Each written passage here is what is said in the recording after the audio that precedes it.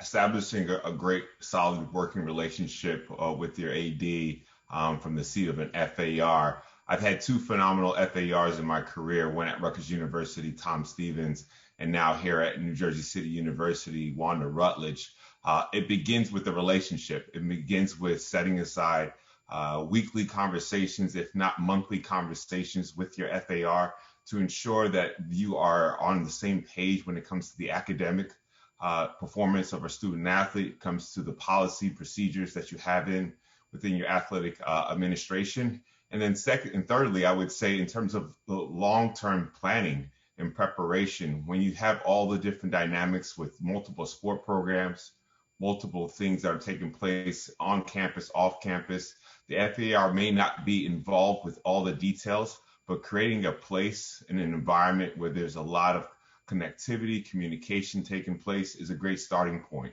Then you start to dive into more of the details, whether it's class schedule, whether it's practice schedule, whether you're talking about changing requirements of eligibility there on campus.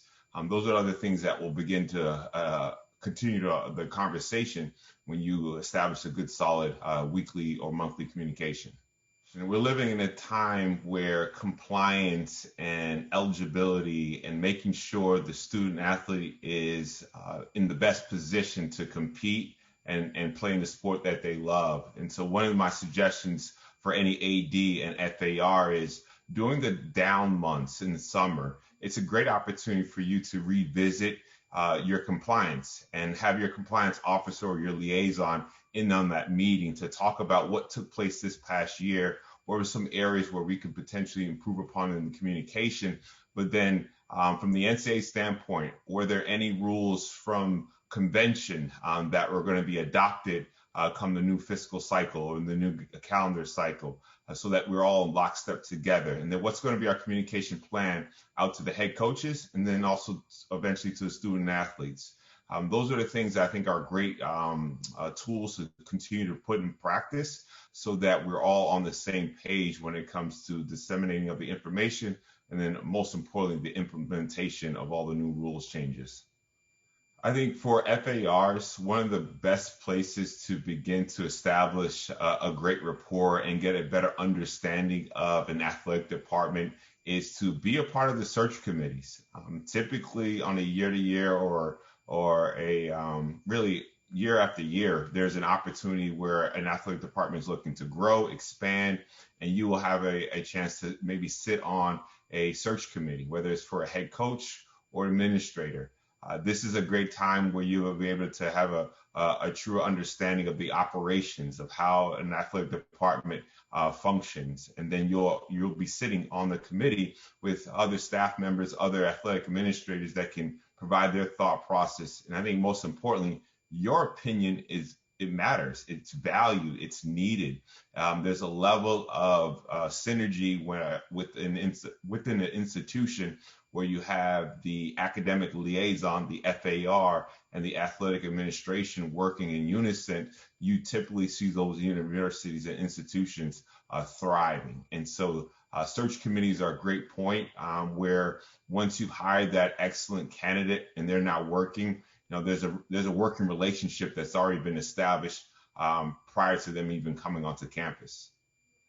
So the big topic with FARs engaging with the student body and student athletes specifically, one of my suggestions and something that has worked at both institutions that I've been most recently is creating a faculty athletic representation board or a committee that's representatives of all different units on campus and create that with the mindset of how can these individuals, these faculty members engage with the student athletes, whether they're attending a basketball game, whether they're visiting a practice. This has been something that has really gone over well with the student athletes because instead of seeing that professor in a classroom setting, they're now seeing them in practice. And the FAR would be the chairperson for this committee to ensure that let's say the science department has a representative or the communication, the arts, that one person or liaison will attend a monthly meeting or bi-monthly meeting with the all intents purposes of engaging, to ensuring that the experience for the student athletes in the athletic department is going in the direction that we all hope and desire it to go. I believe it's extremely important that FARs attend a SAC meeting and attend events, specific events that are tailored to the student athlete experience, for the one reason of um, your voice matters at the table. There's nothing that can ever be solved in a vacuum. Nothing can be ever done in a silo. So having a FAR, someone that is day to day focusing on the advancement of the educational experience for students and student athletes specifically, ensuring that they're attending what we quote unquote call our primary avenue of communicating to the leaders, the student leaders, student athlete leaders in our SAC committees. Having that presence is invaluable. And it's something that I've seen at every place and every stop that I've been at, proved to be the very catalyst to ensure that a lot of the policies, a lot of the desires and initiatives that comes from the student athlete voice, they typically are solved or put into motion because of a strong FAR presence.